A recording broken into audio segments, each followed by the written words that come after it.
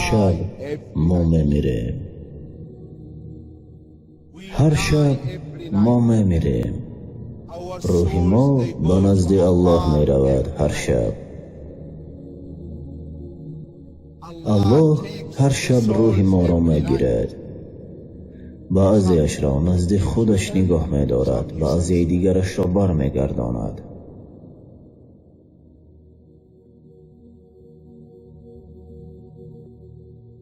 واقعیت هستی انسانیت، شعور جان شما، یکی از سبب‌های به خواب نیاز داشتن ما.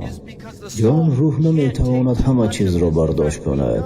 به ما معلوم است که یکی از شکنجه ها از خواب محروم کردن است، چون که اگر جان در این دنیای ماده خیلی دراز باقی ماند، وی روحاً عذاب میکشد. وی باید به دنیای روحانی رود، به ملکوت. آن باید از ملکوت خارج شود. الله جانها را در وقت موت میگیرد. موت این مرگ است. و آنهایی که جانشان گرفته نشده است در حالی که آنها بیدار هستند، خدا جانهای آنها را میگیرد هنگامی که آنها خوابند. وقتی که خدا جانهای شما را هنگام خواب بودنتان میگیرد، او آن جانهای را که مهلت مرگشان فرا رسیده است نگاه می‌دارد.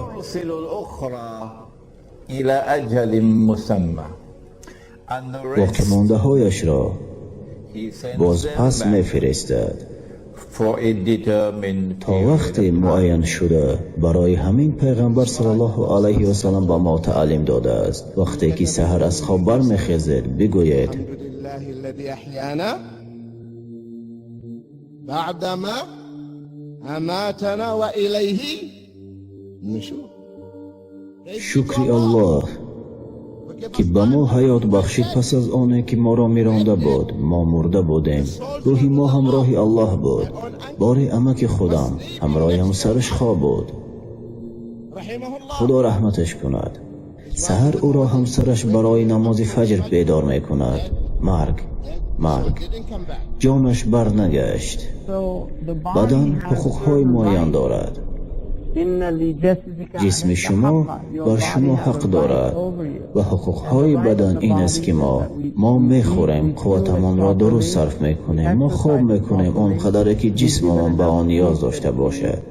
ابو حنیفه الغزالی میگوید مقدار مکسیمالی خواب که شما باید به بدن خود دهید مقدار مکسیمالی 8 ساعت است. این مقدار مکسیمالی را شما هیچگاه باید از 8 ساعت زیاد نکنید، وگرنه خواب ضرر آور می شود. باز کمی درباره خواب گپ میزنه، چون که خواب این غذا هست. این یک نمود غذا برای روح است.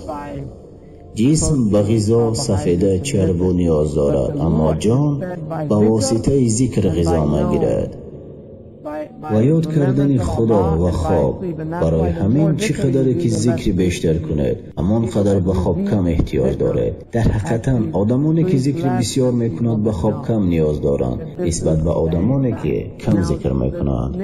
اکنون درباره طبیعت خواب گپ میزنیم. اگر شما پیش از ساعت 12 خواب کنید، ساعت 12 شب را در نظر دارم، نه اینکه رقم 12 را، یعنی پیش از نصف شب. اگر باندا در ساعت 4 باشد و نماز شام در ساعت 8، پس ساعت 12 شب نصف شب حساب می شود.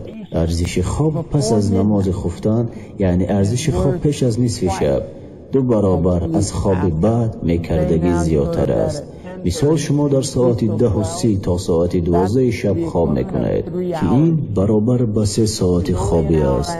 نباشد این تنها 1.5 ساعت است، ولی این خواب پیش از نصف شب است که آن به 3 ساعت برابر می باشد. برای همین از روی سنت ما باید بعد از نماز خفتن خواب کنیم. چون این طور کنید و خودتان می بینید. اکنون دیگر چه؟ اگر بعد از نماز خفتن خواب کنید بعد از نیمه شب، این ضرر آور است. همین طور اگر شما 1.5 ساعت خواب کنید، این برابر است که گویا شما از 2 ساعت خواب محروم شده. شما از چنین خواب راحت نمی کنید. این خواب بد است.